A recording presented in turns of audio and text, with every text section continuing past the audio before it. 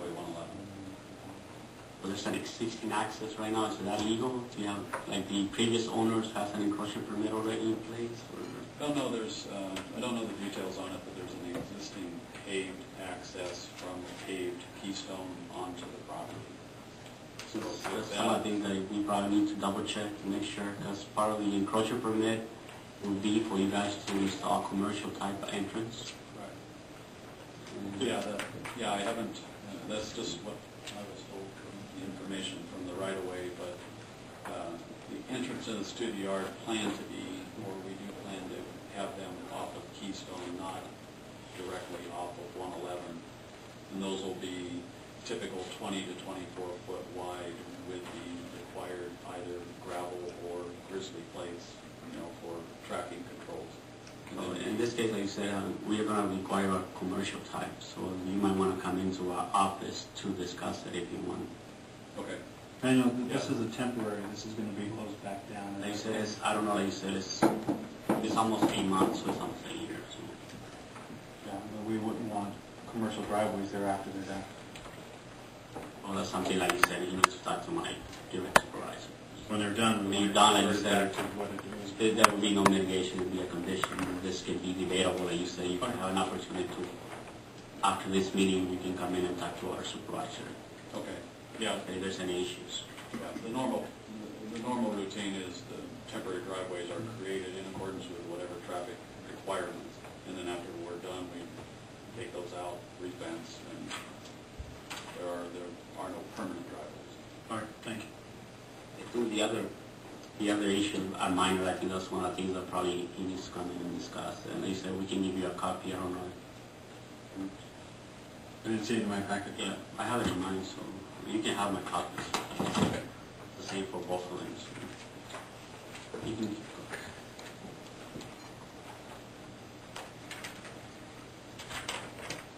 Okay, thank you.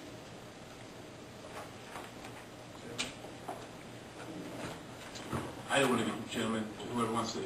Question regarding water, wastewater management. Who wants to answer for that? Here we go, Ron. Ron, how are you guys going to? Now, my understanding is page 4 of the project description discusses, given this is a temporary construction yard, it do discuss the placement of offices. Correct. Okay. And how many employees do you anticipate housing there? Or having there on site? Yeah, no housing, basically construction no housing. office trailers, and then the typical construction crew will be between 70 and 100 people. 70 to 100 people. Okay. So potable water, wastewater needs, how are you going to address those issues? Drinking water will be portable, either Sparklets or Arrowhead, and then toilets will be portable with sanitation services. So as far as any Portable for 100 employees? Correct. Well, there's not 70 to 100 employees there full-time. Basically, You do have full-time employees that will be in the office, correct? yeah, there's full-time employees that will be in the office. Probably in the office part of it would be 3 to 4, and then there would be 2 or 3 yard people, and then the remaining people are ones that meet there in the morning, park, and then transportation, bus, or whatever. So you may have some porta potties for facilities, but for the office staff, do you plan on having restrooms, portable restrooms on site? There'll be portable toilets outside for the people that are in the office. There will be no permanent. No, I realize that. I guess now, under the building department, is there any specific requirements that they have to provide, with the exception of porta potties? Are they required to have some type of sanitary facilities for staff there on site? I'm not 100% sure. If they do, I know we would use just what we've done in the past, where you would have a holding tank with an alarm. What he's trying to get at is some of these office trailer things, and depending on the length of time, I'll have to check with my office with the building division as to what type of facility they would allow. But typically, if you're going to be there for a length of time like this, where it's not permanent, but it's more than just a week or two, you would have the office trailer that has a full bathroom in it, and you would have it plumbed for water and plumbed for sanitation, but the sanitation would be above ground holding tank with an alarm that would be pumped. Yeah. So you wouldn't be forcing your office people to walk outside to the porta potty every So I have a better understanding as to how you propose to manage that, if you're looking at that type of operation. If so, we would be amenable to having a holding tank given as alarmed, and that you have a contract in place with a permitted subject hauler. Yeah. Normally, at least in the last dozen projects that I've done, it's strictly a portable trailer office, and there are usually two on each side of the office, portable toilets that have a little hand washing facility that are maintained by Andy Gump or others. We've never had a plumbed trailer or Not uncommon. It's very common to have. Oh, I've seen it. Our contractors just have not used those. You need to have that kind of laid out, so you need to understand what you're proposing to do there. Regardless, we'll want us to ensure that you do have a contract with a permitted subject hauler. Okay. So that'll be something that we need to see. Okay. Usually until we did the project, get the contractor on hand. So normally the gas company doesn't contract for those services. We have our contract for those once they establish. So what we're trying to let you know is that the contractor, when he comes in to get a building permit for temporary power and for the uses that he needs, has to have a sanitation plan that is acceptable to the planning department as well as to EHS. Right. Okay. Given you the scenario you have and the scenario that we have, I think we're working for the same goal. It's just making sure that we're on the same page. Okay. And as it pertains to potable water, just bulk water is sufficient at this point in time if we're looking at temporary. And you do believe that we're looking at within about 8 months for this particular project? Yes, 8 months maximum. Maximum.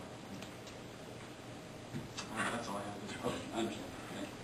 For the question, I have a comment. This is a construction project.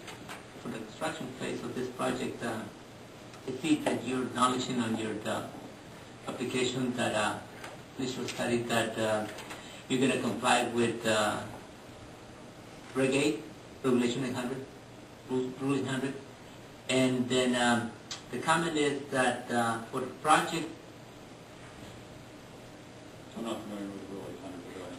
Okay, for the project, this is Rule 800 is you can find that in our rule book, and then that requires that you apply mitigation measures for fugitive dust control.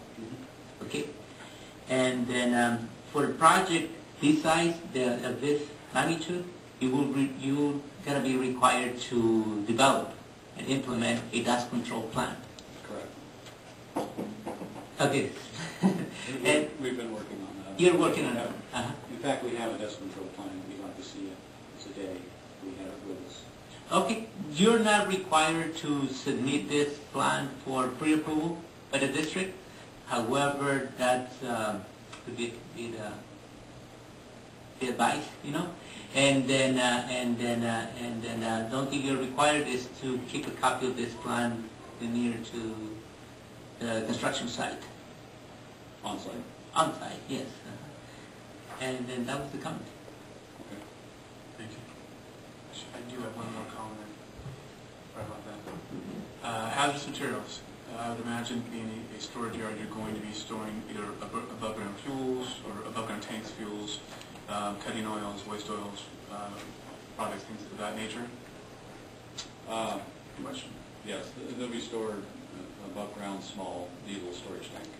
Okay, and of reportable quantities under the business plan requirements. Okay, so what you need to do is make sure you touch base with the local Coupa.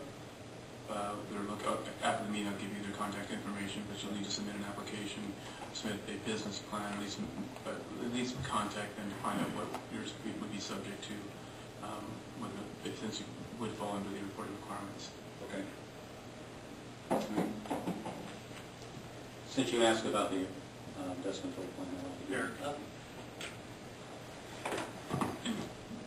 Ron, just real quick, I was just kind of looking through this. You do make a